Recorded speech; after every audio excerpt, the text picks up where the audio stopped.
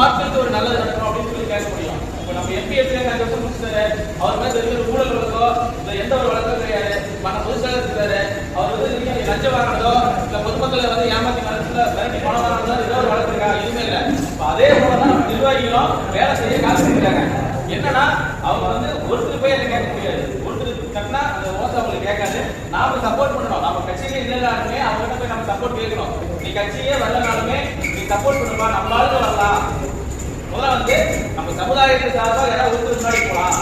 இந்த வருஷம் ஒரு நிற்கணும், எப்படி பண்றாரு பார்க்கலாம். அடுத்த வருஷம் நீங்க இல்லை அப்படின்னு சொல்லணும். 10 பேர் போட்டி போட்டு நம்ம ஒரு ஆள் நிற்கலாம். உடனே அடுத்த பேர் என்ன பண்ணுவாங்க, நம்ம எழுத்து நோட்டு நிற்கிறாங்க. எல்லாருக்கும் எழுத நடக்குது. அந்த மாதிரி இருக்கக்கூடாது. இந்த சேலம் வடக்கு மாவட்டத்தில் முதல் முறையா தாராபுரம் நகராட்சியில் கொங்குநாடு மக்கள் சார்பா ஒரு கவுன்சிலர் வருமே கண்டிப்பா